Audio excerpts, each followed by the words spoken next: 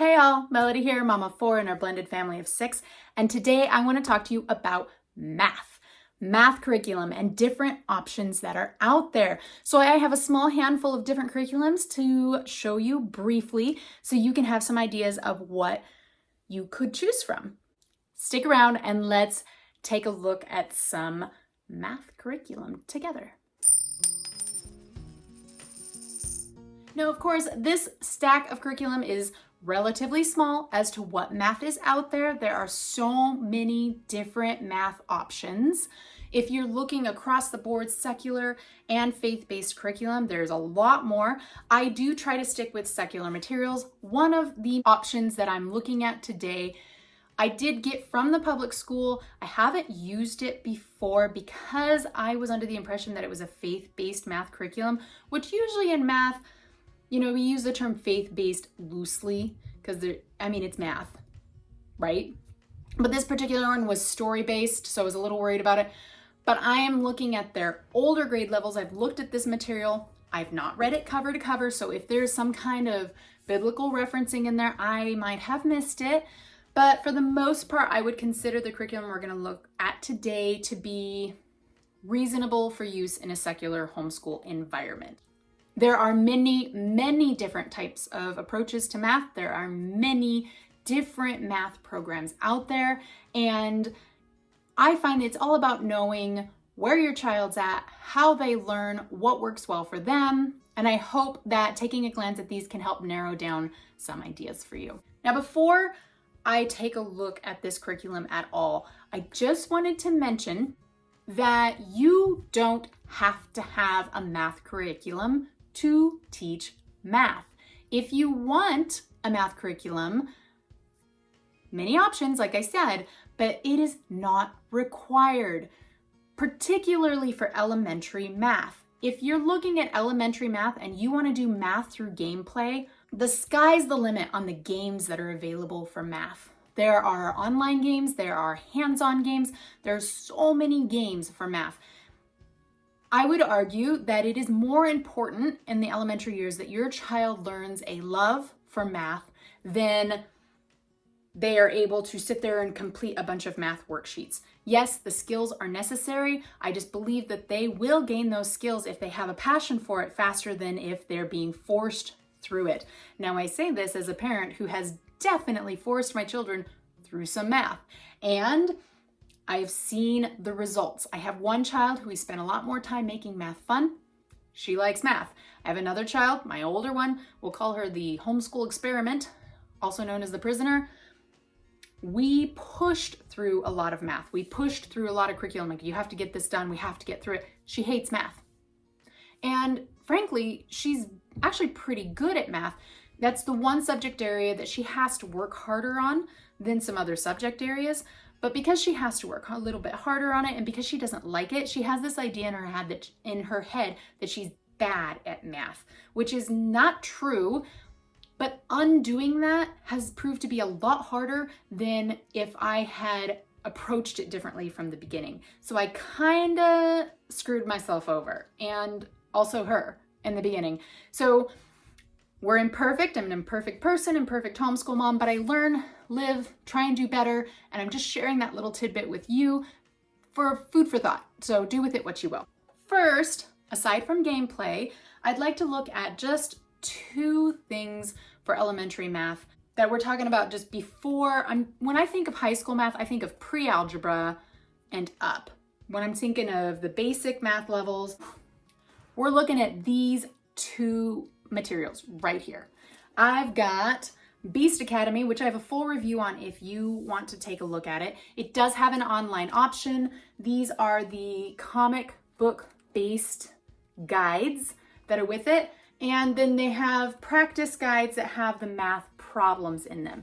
This has proven to be an amazing math program. I really like it.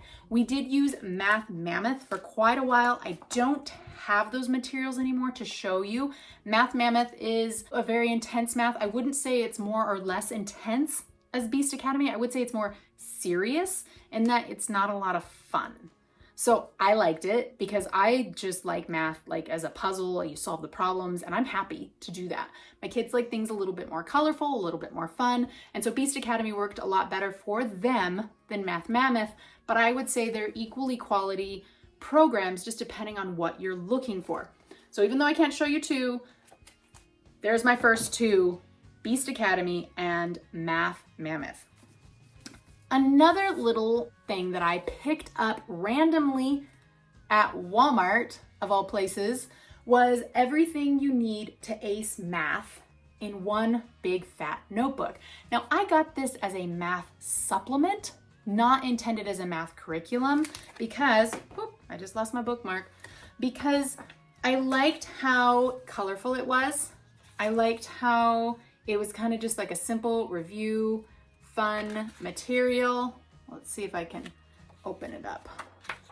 Someone here, it's kind of talks to you as if it's a child's notes from a math class. It's got a lot of doodles, mnemonic devices, different things in here. And then it has an opportunity for them to practice and check their knowledge. So like here, it gives you some problems that you can look at.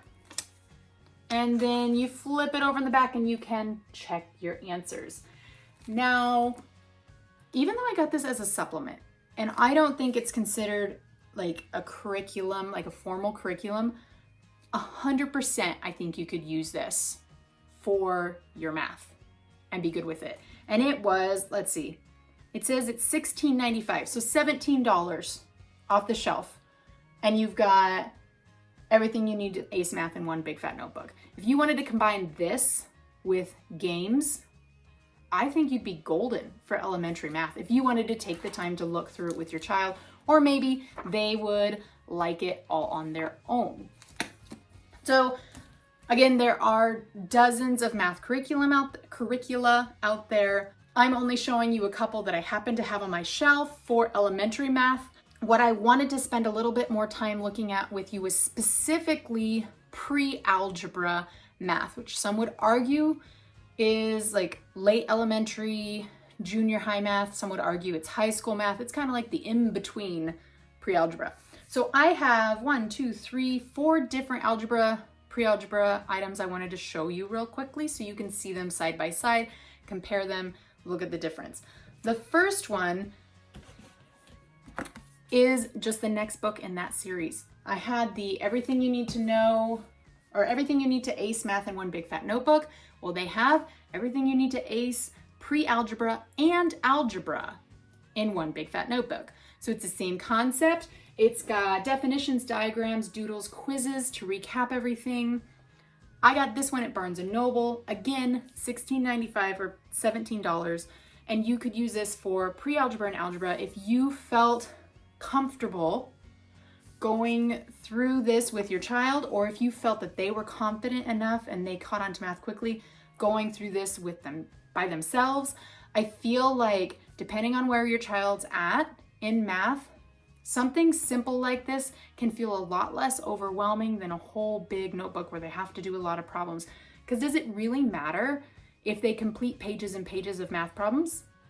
I mean, I don't think so. For some kids, maybe it will help them develop the skill. But if they understand the material, what difference does it make if they spend a ton of time reproducing the same type of problems over and over again?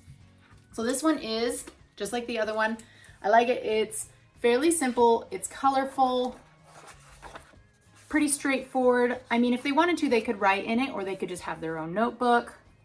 It's a great, simple way to reinforce or teach pre-algebra and algebra concepts. Combine this with free classes and free guidance that you can find on YouTube or Math Playground, and you would probably be golden, and you would have spent $17 on math. Or maybe your kid really loves math and you just want more supplements, or they're struggling with another math program that you want and you want to supplement that program. This could be a great resource. I find that sometimes as homeschoolers, if our child is struggling with a subject, we try and pile more on top to help them with that subject, which often can have the effect of just overwhelming them. Sometimes the best way when a child is struggling with a subject is to take a step back and remember that less is more. If they're struggling with it, maybe we need to take it back and just give them little tidbits, make it fun, work on it in a joyful way, and I can almost guarantee you they're going to understand the concept better and have a more positive approach to the material in the future. I don't know if you've ever heard of like the windows of opportunity. You know, there's a certain time frame when our child is ready to take in new information. You don't take a 1-year-old who's sitting there trying to learn to walk and teach them how to jump rope because they're not ready for it. If you wait and you teach them how to jump rope after they've mastered all the other skills leading up to that, they're probably going to master it really quickly. If you try and teach them before they're physically ready for it, they're going to end up frustrated, think it's not a fun task, and they'll probably never have an interest in doing it. The same thing goes cognitively. The same thing goes with math, reading, writing, everything else. Sometimes what we need the most is patience. We need to wait until our kid is ready and then introduce the material at the appropriate time. And there is not a formula for this because different kids will be ready for different things at different times, which is why the public school doesn't work as well as people think it does because it's based on age, not ability. In homeschool, we can base it on ability and provide our children with what they need when they're ready for it, as opposed to just based arbitrarily on how old they are. So anyway, that was a soapbox that I did not mean to get on when we're talking about math, but thank you for sticking with me here. I'm going to look at our next pre-algebra material, and this is actually the material that we intend to use next year, and that is the art of problem solving.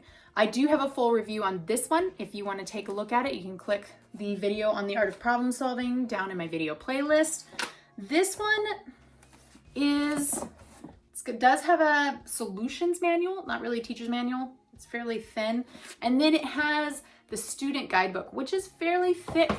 It's large, paperback, floppy. Some kids might find this overwhelming. I do like that in this material, they don't have a ton of redundant problem solving, and they're encouraging the kids to read through. So it's more like reading about math and understanding the concept and then playing around with it a little bit, and then they'll teach you step by step on how to solve the problems. It's not as colorful as, it's not as colorful as this one.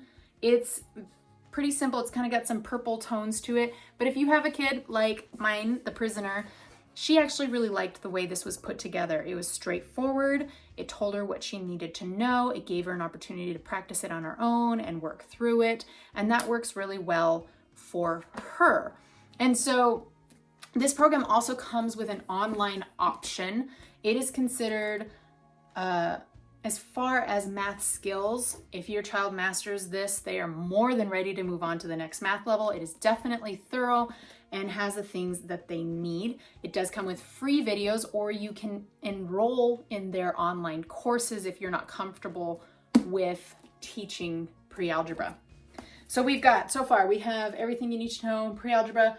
We've got the art of problem solving pre-algebra.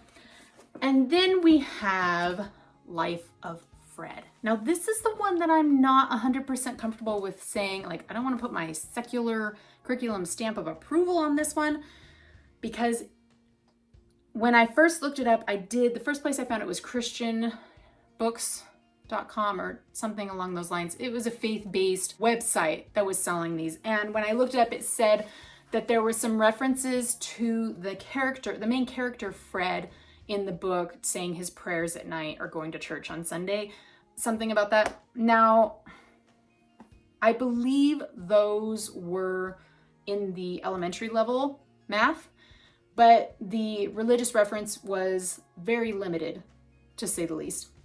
Now, I got these from the public school. I was talking to them about their homeschool program, the homeschool support program that the public school has, and the teacher, she's like, well, maybe you want to take a look at these because it's broken down into 3 different pre-algebra. It has pre-algebra with physics, which is the science that the prisoner intends to use this coming year, pre-algebra with biology, or pre-algebra with economics. And so that caught my eye, that the first one was pre-algebra with physics, because I was like, oh, well, that's what we're doing. Maybe it's meant to be. I don't know.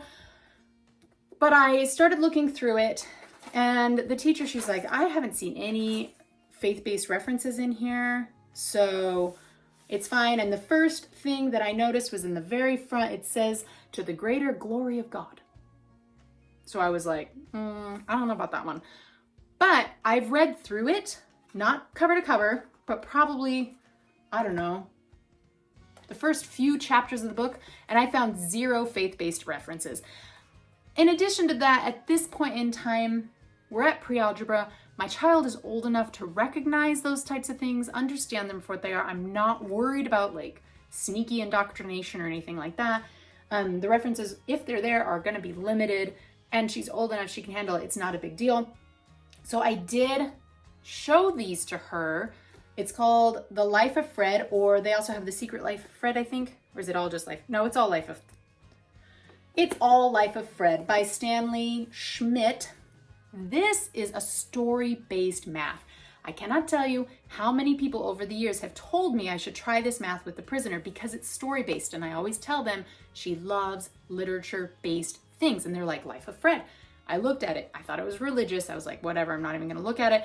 But then it landed in my lap anyway, so I was reading through it, looking for references and just generally checking it out. And I'm going to be honest with you guys, I didn't like it. I was not a fan of the way that the math was put forward. It was definitely a story. So this first chapter is a story about Fred trying to move this 500-pound safe through his school hallway. And they have a little bit of illustrations here. They've got solutions, and then they show you how to solve the problem. I like it's similar to the art of problem solving in that it's not heavy in just problem answer. But I like the problem answer, which is why I don't think I much care for Life of Fred. But I showed the prisoner and she loved it, which surprised me because she uses the words math and hate like synonymously. She has very strong negative feelings about math, which I already told you, I'm pretty sure is because of the way I approached it earlier in her academic career. But she looked through this, she read through the first chapter, and she was like, I love it. I really, really like this. And so just because I didn't like it, because it doesn't work for the way I learn math, doesn't mean it's not a good curriculum.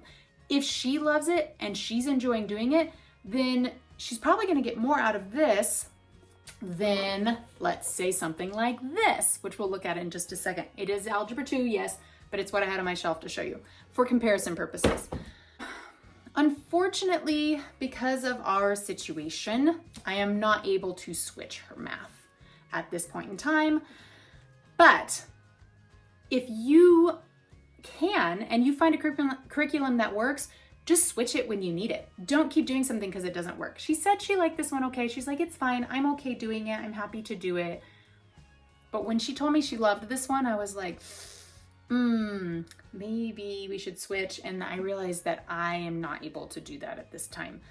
Now, I love that it's with physics.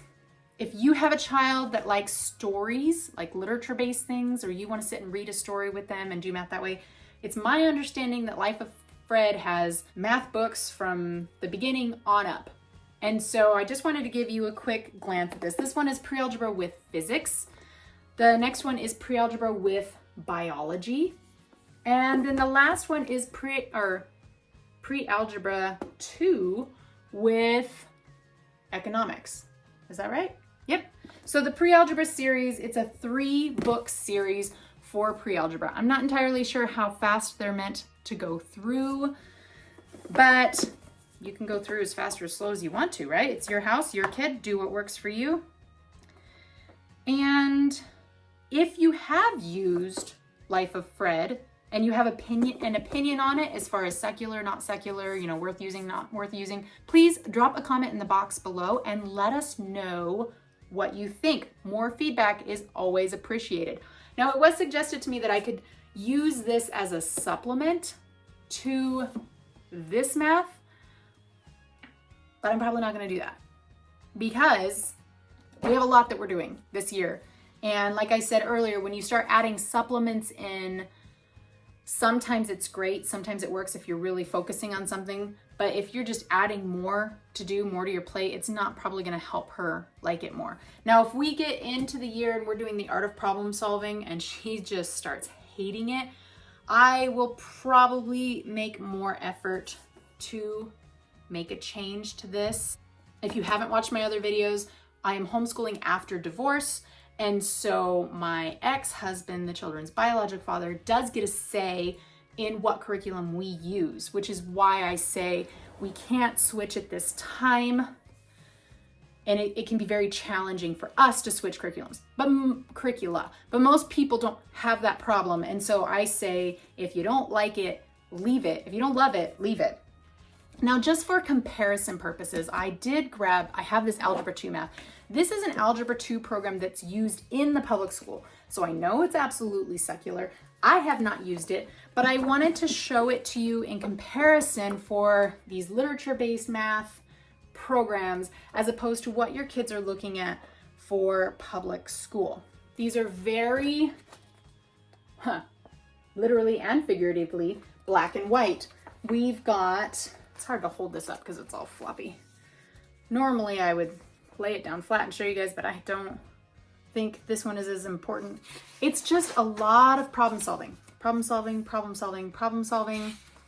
and rote work.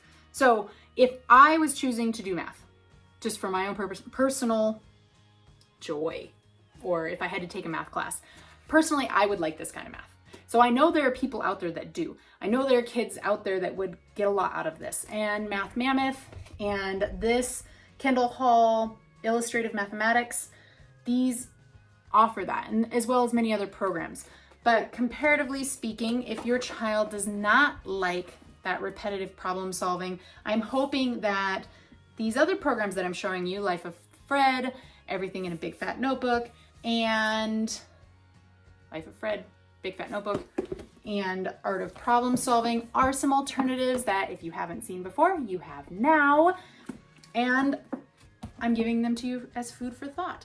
If you have a math program that you love or that your child loves, please share it in the comment box below so that other people can take a look at what other math programs are out there.